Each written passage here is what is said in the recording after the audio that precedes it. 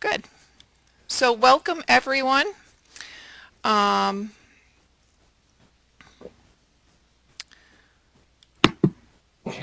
Welcome everyone to the review session for the Exam 1.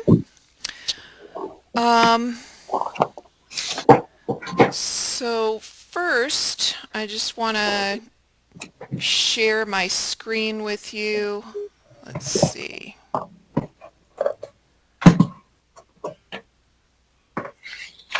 Yes, I had some things open, including the study guide. Okay, so let me make sure that you can see what I am showing. All right. And let me make sure I can see the, move this here.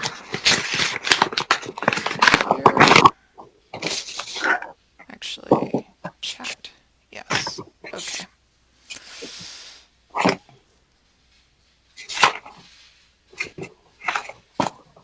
All right. I think I'm ready. Let's make this bigger. Move this out of the way a little bit. Okay. All right. So I have some things that I will go over from the exit survey. And please jump in at any time. If you want to start with a question because you have limited time, just let me know. So first I'll open it up to any questions that you have. Otherwise, I will start with the questions that I got in the exit survey and some of the key information that you should cover in your preparation for this exam. So does anyone have any questions?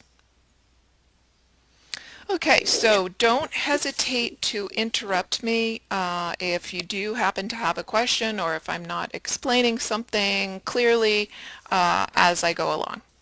So here's the study guide. As I mentioned in class when we met for lab, the most important topics are these three topics that will be covered in an open response question. So I encourage you to really be sure that you know all three topics in detail. That will also be covered by some of the questions for the short answer section of the review of the exam. And those questions are here in the study guide. And then don't forget that you need to be familiar with terms that I'll be using in the questions that I ask you so you're able to answer the question. I encourage you to use terminology as much as possible. Just show me your knowledge on these. A lot of these questions can be answered in lay terms, but if you use the terminology that you learned in the chapters that we read, you're going to get more credit for that response. Okay, so for last week's material, I just want to bring to your attention that on our website, if you jump to the current week, which is February 5th, here. So our current week, down where it says study resources, I also have the study guide here, but here where it says answers to your questions, this is the response that I gave to your questions from the first week of the exit survey questions, right? So you can just click on it and look on my responses. The key thing that you should review from chapter 1 is the members of the microbial world, so the groups, those living microorganisms like bacteria, archaea, also fungi, protozoa, helminth, and algae. And then the non-living members of the microbial world, viruses and prions. You don't need to know about viroids. Um,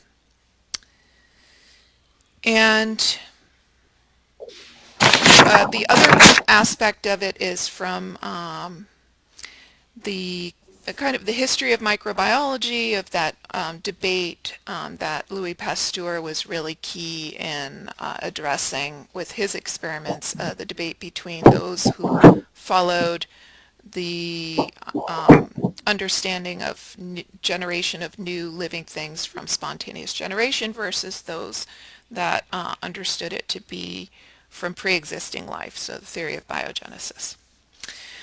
Let's see if there's anything specific I wanted to mention.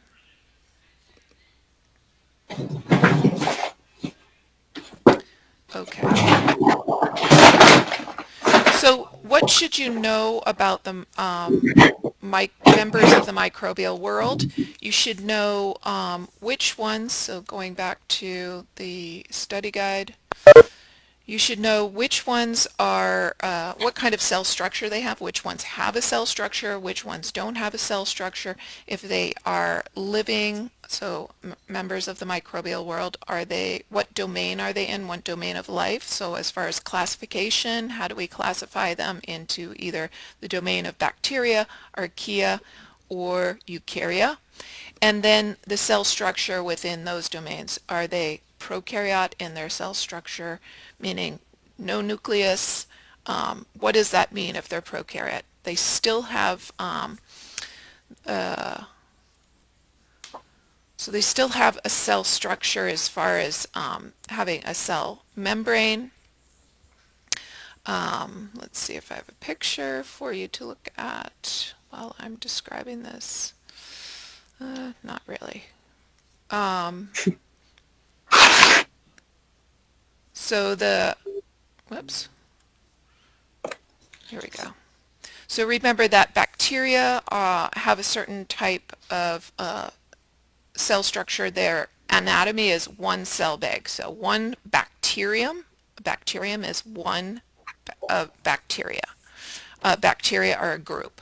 So they do communicate and stuff, but they're not multicellular. They're only unicellular. And that one cell is their anatomy. Their anatomy is what we describe as prokaryote. They don't have any nucleus. They have very simple structure, but they have all the things they need to make another cell. So they have ribosomes as far as organelles. Those are not membrane bound, but they're necessary organelles in order to convert the information in DNA, their genome, to a functional form of the protein, right? And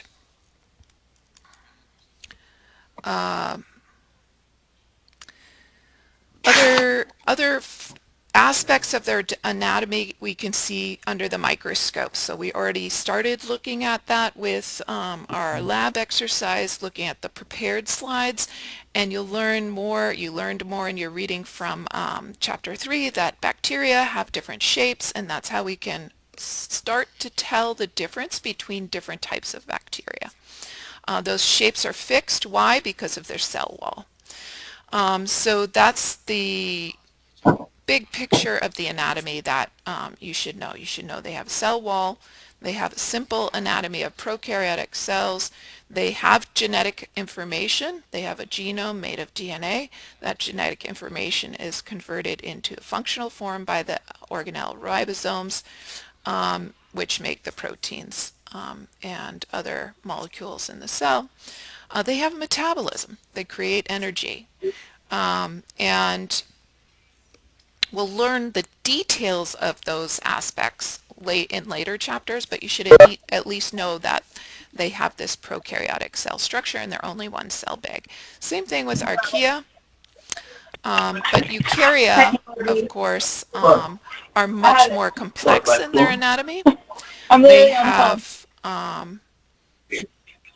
let's see, if you just called in, I'm just going to mute you for a moment because there's background noise. Um, so remember that members of the domain Eukarya, things like algae, fungi, protozoa, helminths, these are more complex because they have a eukaryotic cell structure, which includes nucleus, the ER, the Golgi. They still have ribosomes because they still need to make proteins, but they have all these other compartments within the cell. Hence, the cell tends to be bigger.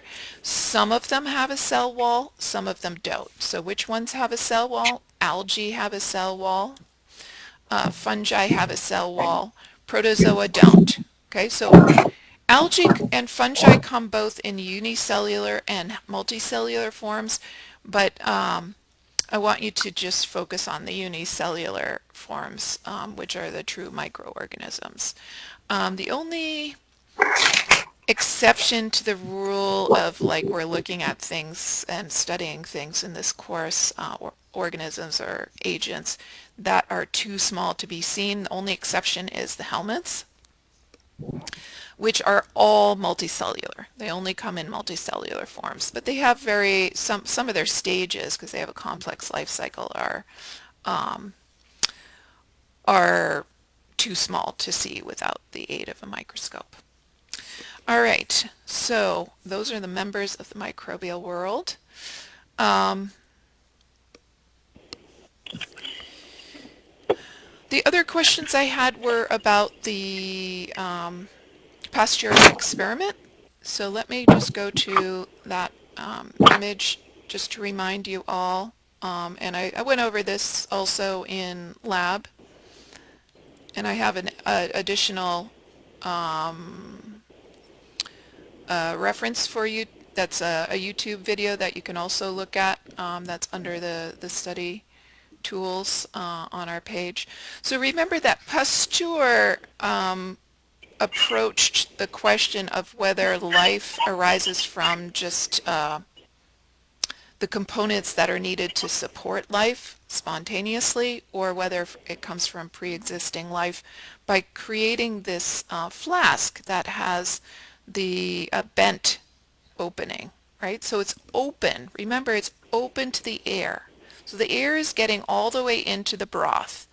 The broth, he would always boil first, because it was known that if you boiled the broth, you would kill all the life.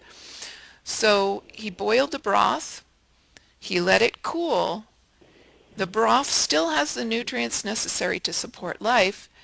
The open, because the flask was open, the air was getting in. So if life required air, then the oxygen was getting in there. And we know some life forms do require air to grow and others don't. But because of this bend, gravity was pulling down any dust in the air, any particles, anything of substance in the air, including bacteria, which passively, bacteria, fungal spores, all of these tiny microorganisms that we can't see, but we're literally like swimming through and walking through as we move about and do our business of the day. Um, they are passively floating around in the air. And so they could not move into the broth actively. So they got stuck in the bend. Okay? So what are the key conclusions that Pasteur made from this? Number one, there had to be some kind of pre-existing life for this broth to turn cloudy. So if he either broke off the bent part of the flask, of the opening of the flask, and let gravity pull things in from the dust in the air, then it will turn cloudy. Or if he tipped over the flask so that it reached that bend in the flask and then flipped it back upright and then waited a few hours or a day, it would become cloudy with life. So it had to have pre-existing life in order to show growth. And then we know the requirements for life were an issue here, of the nutrition and the air, and uh, indirectly we know that we can see large amounts of these tiny forms of life. So he did other experiments. So we could see the presence of that life by the cloudiness in the broth. We could see that we'll be able to see the presence of that life by the colonies that we find on our plates this week in lab, that kind of thing. We can indirectly see. But also importantly, we know that these forms exist because of microscopy. And you don't need to know the history of microscopy, but just know the practical use of it in microbiology. And I'll just touch upon it. It's from your,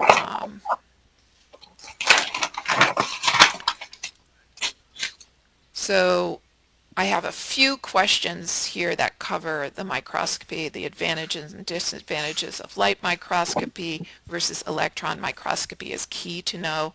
The relative sizes of the microbes in metric units. So that's the common ones. There's always an exception to the rule, right? The virus that was so bigger than a bacterium has been discovered. The Mimi virus that you read about in chapter 12. But the common sizes for these things is what I want you to know. So the common size of a bacterium is about 1 micron. Viruses are smaller than that, somewhere around zero point 0.2, zero point 0.4, or even smaller than that as far as the micrometers. So that would be on the nanometer scale, anywhere from 50 to a couple hundred or several hundred nanometers. And then the eukaryotic members of the microbial world, it's like fungi, algae, helminths, absolutely. Let's not put the helminths in there yet, but the unicellular forms like fungi, algae, and protozoa are all a little bit bigger, still on the micron scale, but maybe 10 microns or even a few microns big. Our own cells are 10 or greater than 10 micrometers in size. And the helminths, because we can see them, are visible to the human eye without the aid of a microscope because they're multicellular. So let's see. So his Pasteur's conclusions, the features of his flask, the concept of spontaneous generation, understand what that idea was, and the concept of biogenesis, understand what that theory was as well. Those are the key things to know for this first topic. Koch's postulates, I had a question in the case study that I gave you about the woman with urinary tract infection, and I think most people did really well with that. You may have gotten a grade of incomplete if you didn't both list the four steps of Koch's postulates as well as describe how this particular case applied, what steps applied to this particular case. So let me go over that for a moment. Let's see. So that's chapter 2. No, I'm too far. Let's see. Chapter 2, case study. Let's look at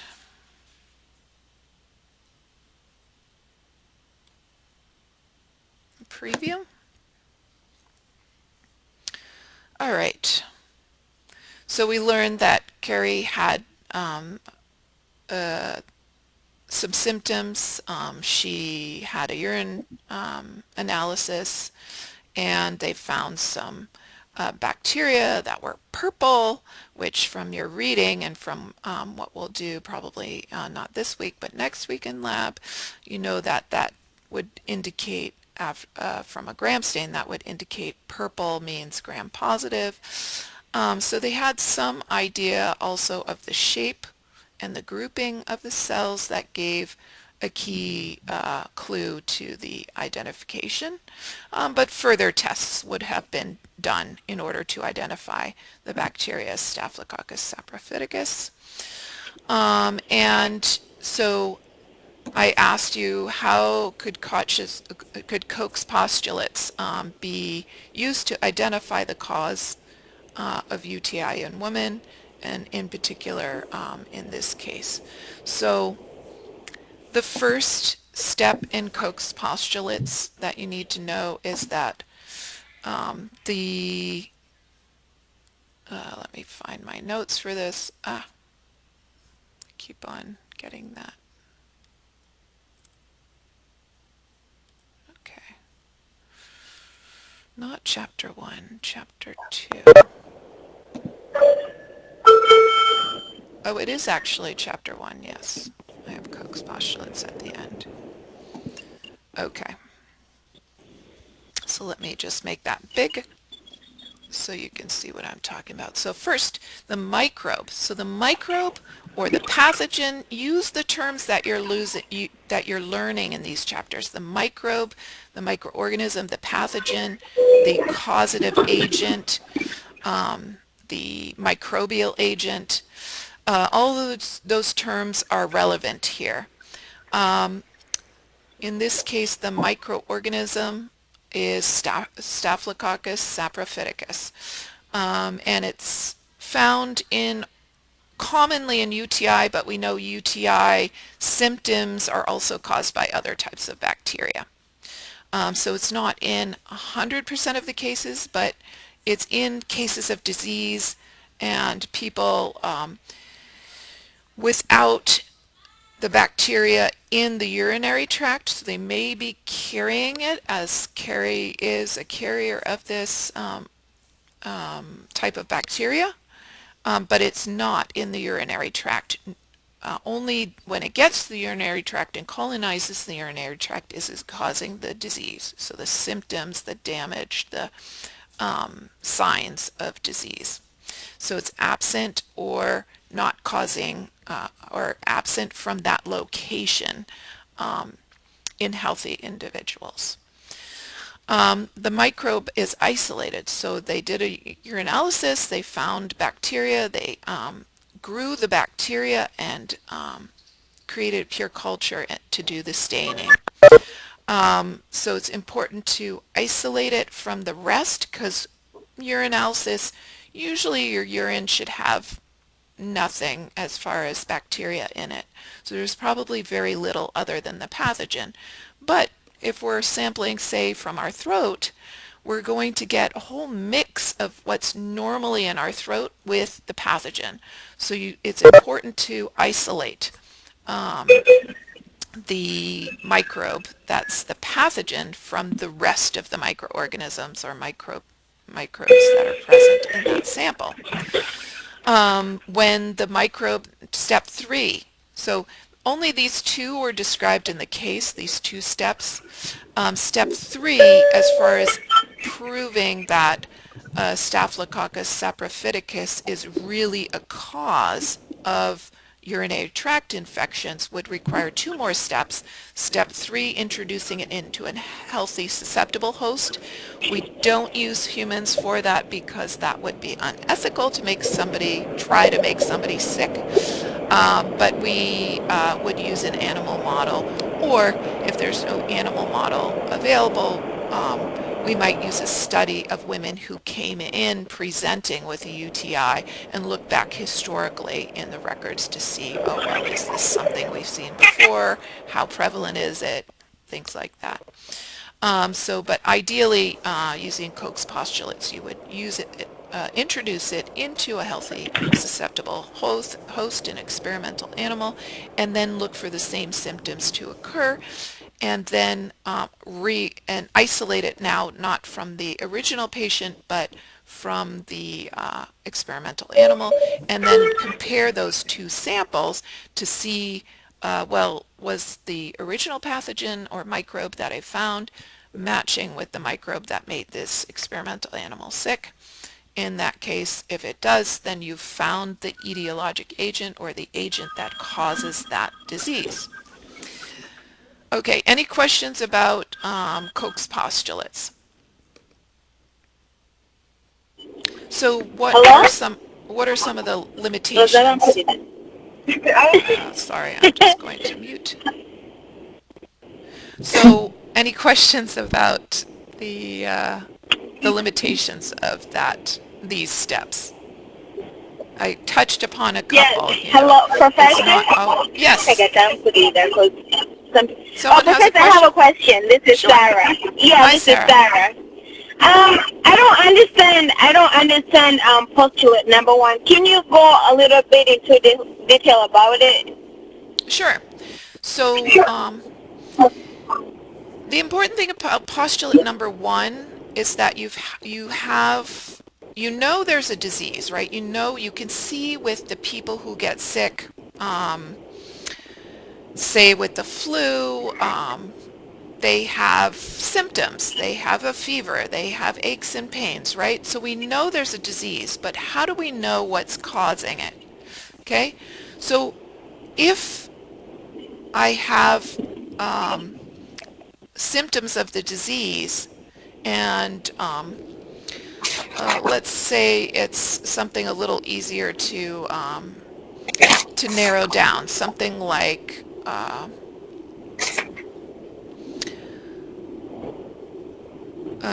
let's see, something like Lyme disease, okay? So Lyme disease is only caused by one microbe, okay? So those symptoms you may have that unusual rash on your, where the tick bit you and transferred the bacteria. That is the microbe that causes the disease. You may have symptoms. You may have those kind of aches and pains, or you may just have that rash. But in the case of the Lyme disease, there's only one microbe, Borrelia burgdorferi, kind of bacteria that causes it. So in every case of Lyme disease, so the symptoms that match between person to person that has it, that's defined by a physician as Lyme disease, then if you go through and check for all those signs and symptoms that are common for the disease, you should always find that type of bacteria present, and that's the microbe. Okay, so the microbe is found in all cases of the disease. If you test a healthy individual that doesn't have those symptoms for for the bacteria Borrelia burgdorferi, which causes Lyme disease, you won't find anyone with it. We don't normally have it on our body. Only people who are sick with the disease, Lyme disease, have the bacteria Borrelia burgdorferi in their body. Does that make sense, Sarah? Yes, I understand. Thank you. Okay, so that's the simplest form. We have a lot of diseases that cause diarrhea, and there are many different kinds of bacteria that cause diarrhea, so it's not always all cases, but the important thing is that in the disease, when the person has the symptoms, you find the microbe or the pathogen, and you don't find it in the healthy individuals. At least you don't find it. So with the urinary tract, it was still present on Carrie's body, but not in the site of not present in the urine, right? So if you tested her urine when she was healthy a few weeks ago, you wouldn't find that bacteria. Any other questions about Koch's postulates? So the only other obvious limitation is the microbe using, who is a susceptible host, who is an appropriate host. So you may not be able to use humans for ethical reasons. You may have an animal model or you may not have an animal model. And sometimes we've adapted these. There's a new set of Koch's postulates that I'm not expecting you to know for the exam, but just for your information, where special virulence genes can be used to define a a microbe as the causative agent of a disease. So they're the molecular postulates, Koch's postulates. All right, so if there are no other questions about Koch's postulates, I'll move on to the next topic, the host-agent reservoir relationship in infectious diseases. So let's just take the example of Carrie for the host agent and reservoir question. Um, in this case study, she had a urinary tract infection, right? So who was the host? What are these three elements that we have? And they're present in every disease. What are these three elements in the case of Carrie's illness, her disease, her urinary tract infection? Okay, so the disease is not the host, the agent, or the reservoir. What are those three things in this case? Anyone have any suggestions? Yeah, the host is the person that has the disease, right? Absolutely, yeah. The host is the organism. You know, in this class, we're So usually that's talking about Carrie. humans, right? So, but the host is the organism that gets sick with the disease. So who was sick with the urinary tract infection? Carrie is the host in this case. Okay, what about the agent and the Yeah, and then reservoir? it's Carrie, right? Carrie's the agent. Is So it?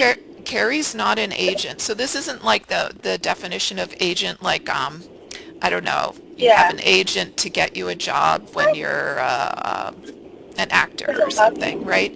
This is an agent of Right. disease. So what's the agent that causes the Then now I can get disease? your car, right?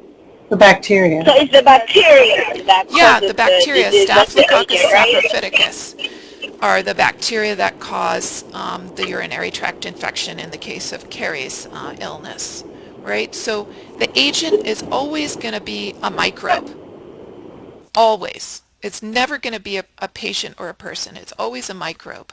How about the reservoir, the third thing? In this That case, would it be was Carrie. human. So yeah, that would actually, in this case, it's kind of repetitive, redundant. That would be Carrie. Why is it Carrie? What clue did you get Because from there's the case? because that bacteria is normally in her. Yep. So normally in her genital area is the Staphylococcus saprophyticus. So in that case, it's a normal microbiota getting into the wrong place and causing infection. We can also, unfortunately, as women, have just our normal microbiota out of balance and we can get sick, like with yeast. So we normally carry these single-celled forms of fungi which we call yeast as in general, and specific types like Saccharomyces. And if we get an imbalance between the bacteria that are normally in our vaginal tract versus the yeast, we can get a yeast infection. If they outgrow the other microbes that are normally present, we can get a yeast infection. So, but those are unusual cases. Usually the reservoir is something else. So for example, um, in the other example I give, the flu, what would be the reservoir? Um, hmm. If Carrie got the flu, what would be the agent and the reservoir? The person that she got the flu from? Yeah, so humans in general, the human population, because the flu only goes from human to human, except in rare cases where it jumps from animals to human, in the case of zoonoses. So it can be an animal derived infection, but those are very rare cases, and then it spreads person to person, normally in our seasonal flu. Even after that kind of one jump from animal, it will spread person to person in those rare pandemic cases. So how about something like E. coli?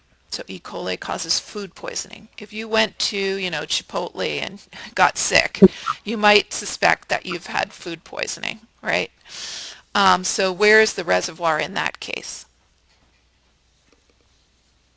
The food? The food, yeah. So there's all these ways. So the host agent reservoir relationship is they're all connected by the mode of transmission. Okay, so this is a good time to go back and talk about the modes of transmission that you learned in chapter 2. No, this is chapter 1. That's chapter 3. Here's chapter 2. So you should know the stages of disease and how diseases are spread. So there's two basic forms of transmission. There's direct, which is very simple, straightforward, and indirect, which gets more complicated. So the direct we know can be like the flu, person to person, or by some kind of contaminated surface. If you sneeze on your hand and then you use your hand to open the door, the next person who comes along and may pick up the flu from that doorknob, right? Or from contaminated food and water, sorry, direct is just from contact, direct contact. So either you have some kind of, let me move over here not to confuse you. Okay, direct touching people, shaking their hand when they have the flu, or kissing, or having sexual relations, or being close enough to a person when they're talking or coughing or sneezing that tiny droplets are spread. So that's in the case of respiratory infections. The agent can be spread from the human reservoir, one person who's sick, to a new susceptible host through tiny droplets called aerosols, or through direct contact, touching, more intimate contact. Okay, so person to person. Indirect can be still fairly simple, touching something that somebody else touched, or a surface like a doorknob or a countertop that's been contaminated with the agent, or food and water contaminated with the agent. It gets more complex when we're talking about not vehicles of food and water, but vector transmission. And also when we're talking about the reservoir not being humans, it gets more complicated, right? So, for example, and many kinds of insects need a blood meal. Female mosquitoes need a blood meal in order to hatch their eggs. So because they come in contact with humans through that blood meal, they're getting past that barrier that we have protecting us of the skin directly into our blood. If they have an agent of disease, okay, they will not cause disease. A mosquito, a tick, none of those will cause disease unless they are carrying the agent of disease in their saliva, the saliva that they release when they bite us. Okay, so a male mosquito doesn't bite, we don't need to worry about that spreading the in agents of disease. But let's just take the example of mosquito in West Nile that I think they had as an example in your book. So West Nile is more complex, not just because the mosquito is carrying the live agent of the virus, right? Because it carries it from the reservoir, which is actually birds. So our public health officials, every summer, they check birds locally and mosquito population for the virus.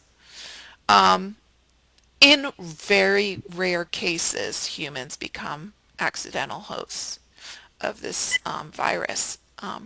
And most of us, even if we get infected with it, we're healthy and our immune system will just get rid of it before we have any signs or symptoms. So we can get infected, but we don't get disease, right? But some people, especially those that are very old or have a weaker immune system for whatever reason, they can, if they are bitten with a mosquito that is carrying the agent, here in this case the West Nile virus, can make us sick. And then we would have the signs and the symptoms, which can be anything from aches and pains to meningitis in the case of West Nile disease. So this is a much more complex indirect example of indirect transmission, right? How about person-to-person transmission via a vector? That also has an example of mosquitoes, and when we're talking about the disease malaria.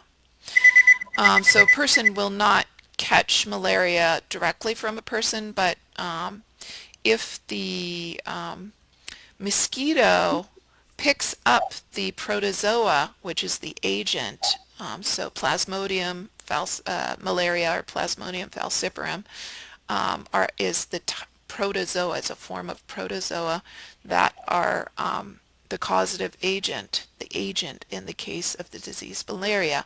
The host are humans and some animals, and the reservoir is humans and these other animals that can be also hosts. So, but the insect is not an agent, it's not the host, and it's not the reservoir. It's simply a means of transmission indirectly from person to person to spread the agent that causes malaria disease.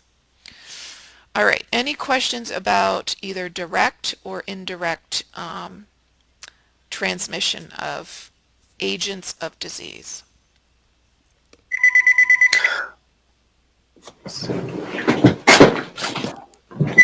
Okay, so I'm going to just divert to a couple of the questions that I have here from this week's exit survey. One is, I always heard that an illness is most contagious before the symptoms start to show, at the beginning of the disease stages. Let me show that graph so we are all on the same page, right? But from the chart, from this graph here, it seems to show that the actual number of microbes would be greatest during the illness phase. So you can actually spread the agent or the microbe that's the causative causing the disease at any of these stages. I don't think it's any more contagious at the beginning. It's just that when you don't know you're sick yet, so you're not in that illness phase yet, you don't have the symptoms, you don't feel badly, so you're not taking the precautions, you're not at home in bed resting, you're still out and about and interacting and having contact with others, and in that sense, maybe you could say that, you know, an illness is contagious, most contagious before, just because people aren't taking the precautions that they would normally take when they know they have an illness. But not really. There's no data that indicates that it's any more contagious during the incubation or the prodromal phase versus the illness phase.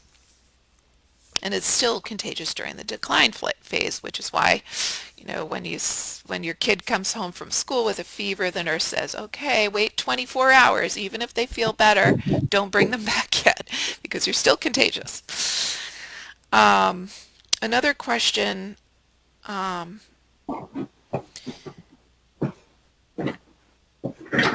was about the difference between reservoir agent, carrier, and a vector. So I already went over that, so that the reservoir and the agent and the host are different from the means of transmission, which involves a carrier, which can be either a vehicle, like, you know, some food or water, or that's contaminated or drink that's contaminated versus a vector, which is some kind of insect or a mosquito or tick or things like that. A vehicle can also be a dirty needle. Um, so yeah, it does seem confusing, those things, so just be sure that you're making those distinctions and reading it carefully so that you can distinguish between vehicle and vector and the carrier of an agent. Okay, so it doesn't really carry the disease. The disease is the symptoms that the person that is sick has. So that we're not, these things like mosquitoes or contaminated food, they don't carry a disease. They carry an agent that causes a disease, right? So be sure you know that distinction. Um,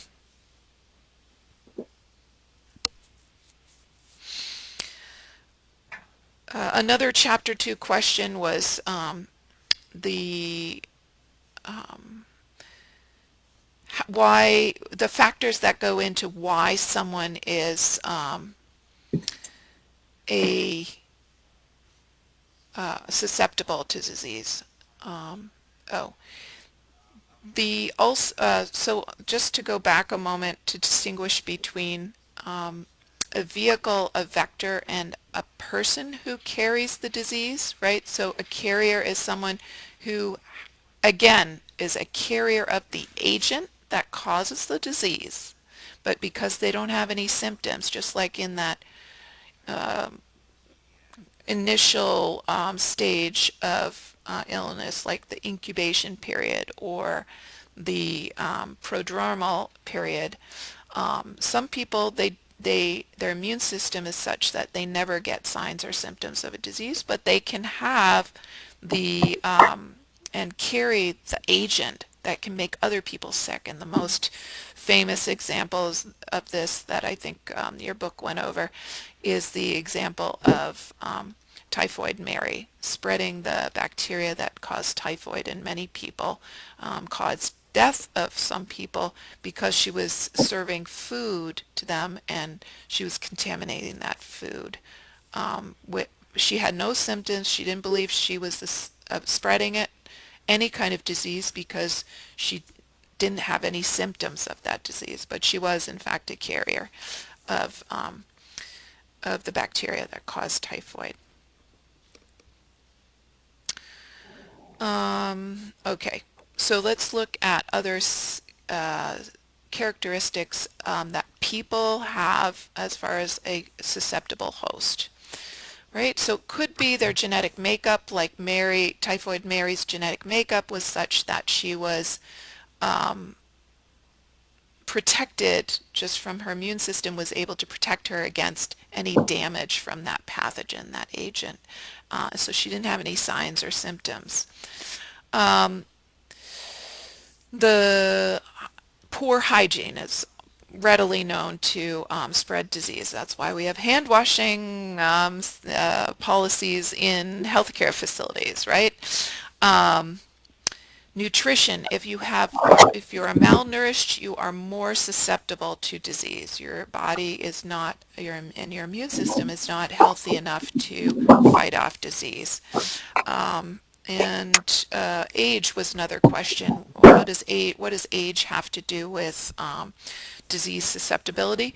Well, we know that when children are very young, newborns especially in the first year of life, their immune system, that adaptive immune system, hasn't developed yet. They only have the innate protections, and if they're nursing, they have the protections that the mother's milk gives them, and those are passive protections. They're temporary, right? So it's really important to be very careful around the very young to protect them from infection. The very old as well. When we get older, our immune system weakens. It's not as effective as when we were younger. And so um, there are all sorts of healthcare policies that apply to, uh, say, age 5 to 59, but not to age 60 and over, because of these additional susceptibilities they have. And People can be more susceptible because their immune system is weakened by medication or because they're already sick with another disease. All sorts of things like underlying health conditions, the status of their immune system, which is related to age just naturally, but also to disease when you have some other underlying disease like diabetes, then you will be more susceptible than other people who don't have that underlying condition. Occupation, we all know that, as healthcare professionals, we're exposing ourselves to these agents of disease much more frequently. And so we risk becoming a host through these various means of transmission that we talked about. What else?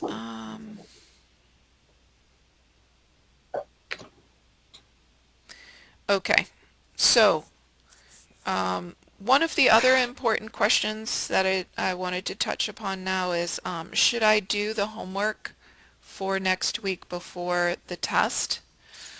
So no, I wouldn't recommend that you do chapter 4 and 5. That's due on Monday. It's not covered on the test, right? So focus on studying for the exam now. Come lab time, you'll take the exam and then you need to move on and do the homework for chapters 4 and 5. Um,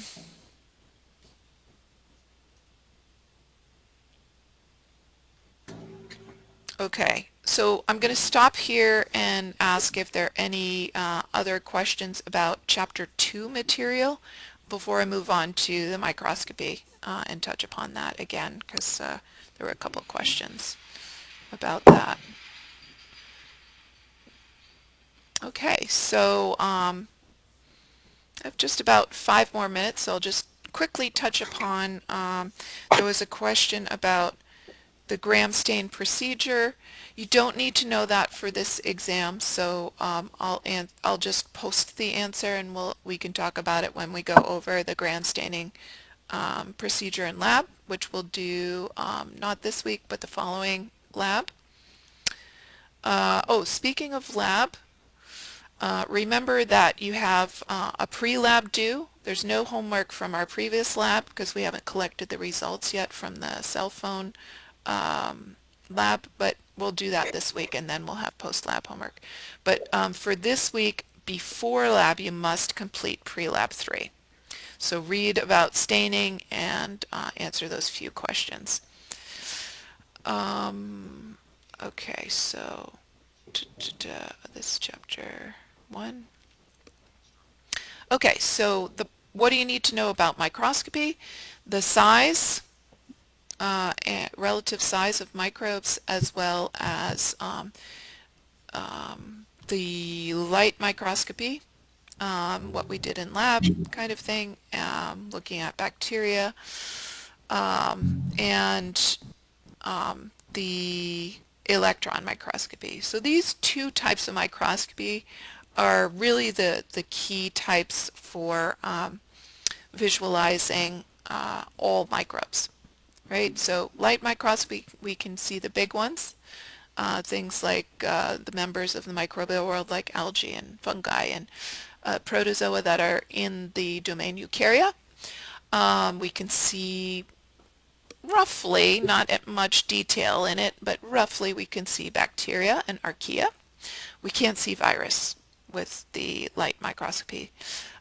Instead, we need to use electrons, which they're smaller and the electron beam gives a much more detailed image of the microbes. So if you just look at these images, these are all light microscope images, but when we get to the electron microscopy images, whether it's a scanning electron microscopy image like this one down below that's been colored, you can see the bacterial surface there, or a transmission electron microscopy micrograph, you can see the internal detail with those. You can see viruses in detail where their genetic material is more darkly stained by the tiny gold particles that are used in this process.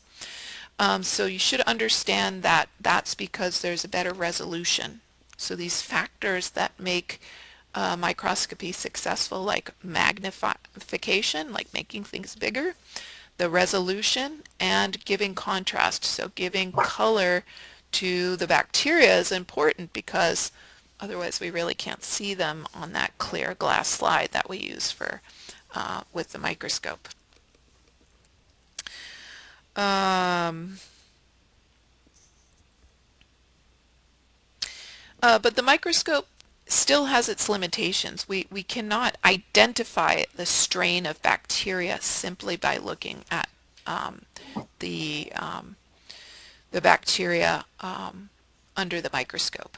We can see some features like whether it has a capsule or not by negative staining or acid-fast staining. We might be able to see we would be able to see the bacteria that wouldn't otherwise stain by standard methods of gram staining. But we can't tell exactly what strain and species it is unless we do further tests looking at the metabolism of the organism. Um, I think, oh, so there was a question like, how do you determine which type of microscopy to use? Um, it depends on the microbe. You know, you're not going to be able to see a virus with uh, any kind of light microscopy, whether it's phase contrast or uh, fluorescence microscopy or anything like that. You'll only be able to see it with electron microscopy. So it really depends on the microbe that you're trying to see. So those are pretty much all the questions that I found either in the exit survey. So we'll just open it up in the last couple minutes to see if anyone else has any questions that they want me to go over from the study guide. Don't forget that you should be able to read a graph of the either lethal dose or infectious dose. You should be able to read a graph of the stages or know the names of the stages of the infectious diseases. And you should be familiar with the distinctions between these terms. Professor, Yeah. I have a question. On the study guide, one of the questions say, "What is the binomial system used to name bacteria?" Okay. Um, Yep. So I'll go over that. It's the same binomial system that you learn in basic biology, where each organism that's discovered is given two names. So, for example, the bacteria that made Carrie sick in the case study was Staphylococcus, okay, the first name being capitalized, and that's, let's see, where do I have that written? Um,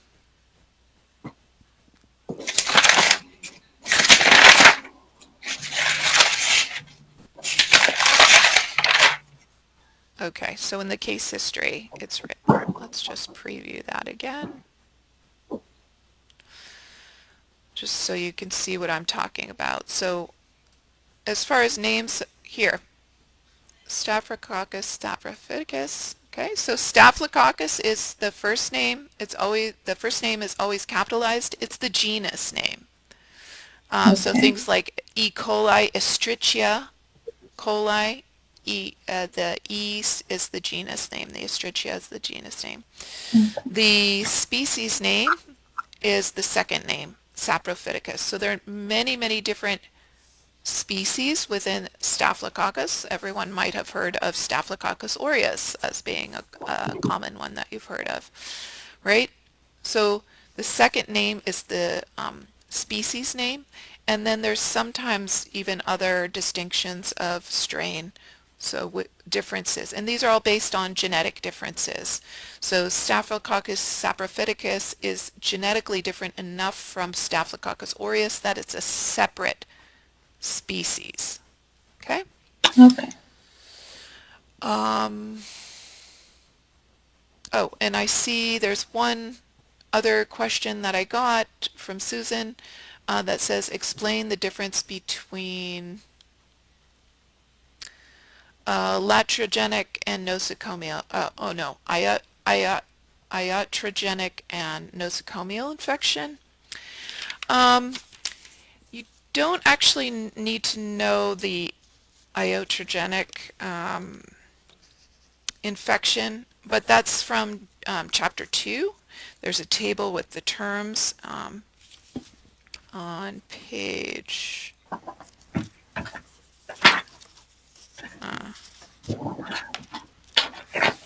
40, yeah, 45.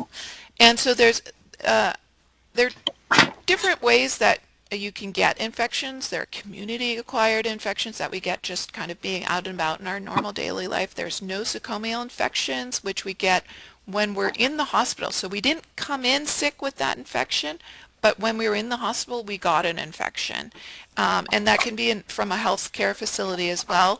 Nosocomial is often not used as often anymore. Healthcare acquired infection is another term you may have heard of that's often used, but your book uses nosocomial. And then, oh no, it's not page 45.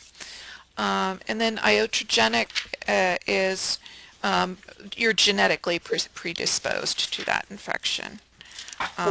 What page is that on? Let me see.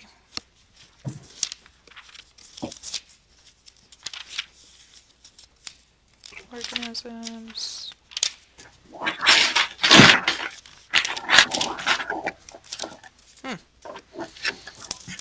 I know it was in there somewhere.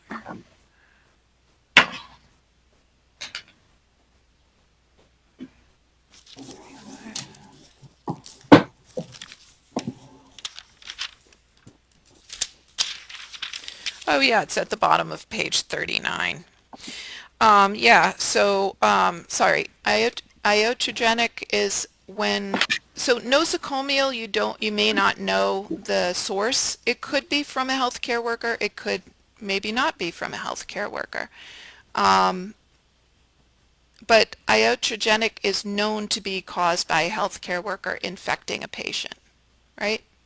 So that's a type, it's like a subset of nosocomial infection is iatrogenic infections. And hopefully that makes sense to you, Susan. Um,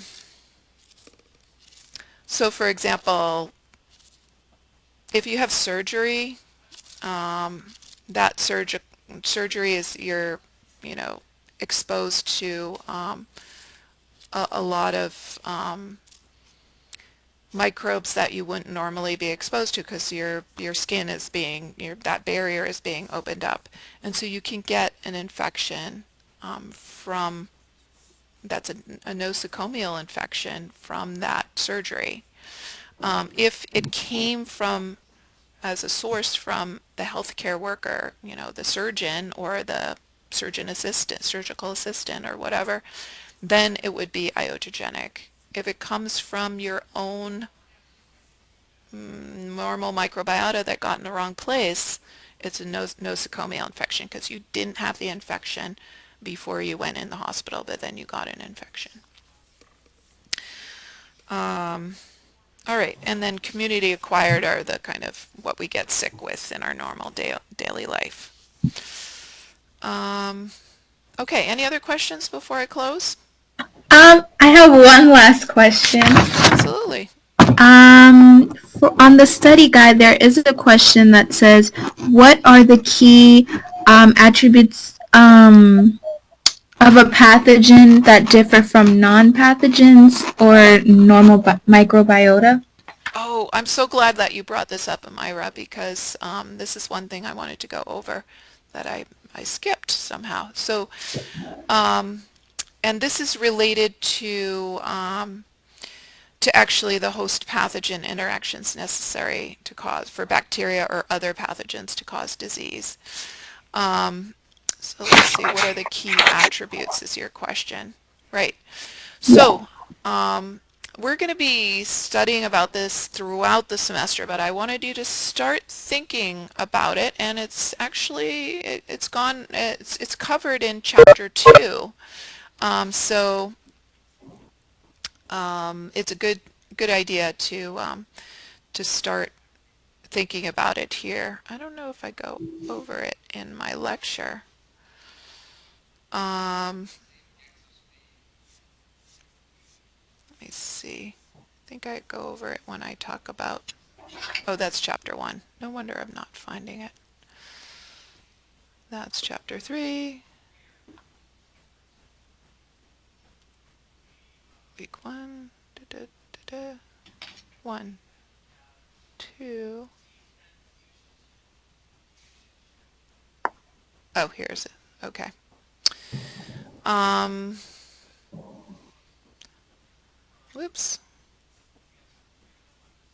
Oh, nope. I don't go over it.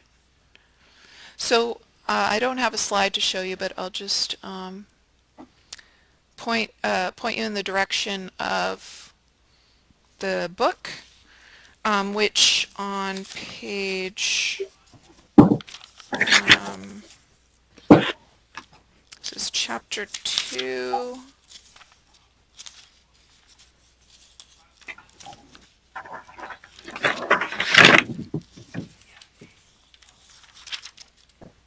Page 38. So we were just on that page. So there's it goes over the key host pathogen interactions, and also on the page in that first section of section 2.1, it goes over normal microbiota versus pathogens. So there are cases where we normally have bacteria in our or on our body, right? Something like E. coli. It's part of our gut. We require it because it helps us to make certain essential nutritional components like vitamin K. So it provides a lot of benefit to us. But at the same time, a different strain of E. coli can make us sick by food poisoning, right? So it's not the normal microbiota that's making us sick with food poisoning, even though these bacteria have the same name. They're the same species, but they're different strains. So what's different about the normal microbiota E. coli versus the pathogenic E. coli? And it all has to do with genes and virulence genes. That's the simplest answer, is that the pathogens have a set of genes that's not present in the normal microbiota or in non-pathogens. That makes them different. And those genes give, are encode products that give attributes, that give traits to the pathogen, that enable it to do 3 things. Okay, and that's where the host pathogen relationship comes in. Okay, Oh, okay. so what are those host pathogen interactions that are necessary to cause disease or damage or signs and symptoms, right? They are: 1, you have to be able to attach to the host. So if the bacteria, the E. coli that is contaminating your food, get in you and it goes all the way through your GI tract and exits, didn't make you sick, right? But if it gets into your GI tract, gets down into the intestines and attaches, that's when it's starting the process of making you sick, right? So it has to attach to our tissue. In this case, the example of E. coli that causes food poisoning, that pathogen would attach the lumen, the tissue in the opening, the kind of that passageway of the intestines. And 2, it has to evade the immune system. So our immune system is really good at getting rid of bacteria. We're always eating bacteria. We're constantly exposing ourselves to breathing in bacteria, but we don't get sick every day, right? So our immune system is really effective. So normal non-pathogenic bacteria or agents of any sort won't harm us because they can't evade the immune system long enough to colonize, to attach and cause and grow and then cause symptoms. And then the third thing is in that host pathogen interaction is that um, after they attach, they're able to grow. They're gaining nutrients. They need to be able to gain nutrients so that they can grow, right? So they have to attach and they have to gain nutrients to grow. But if our immune system is able to clear them, then they can't cause disease. So they also have to evade the immune system. So those three things are necessary for any pathogen to cause disease, whether it's bacteria or a fungal pathogen or even a viral pathogen, because the virus is really inert outside of our host cell. It has to be able to attach, get in, and grow, which in the case of a virus is just making more copies of itself. Right? Does that make sense, Amira? Yes, thank you so much. Okay, that's it then. Thank you everyone for participating in this review session, and I will process the recording, and then probably tonight, hopefully it will be up on the website for you to review, and anyone who hasn't had a chance to listen in on our conversation, then they can review it. All right, see you this week. Thank you. Thanks.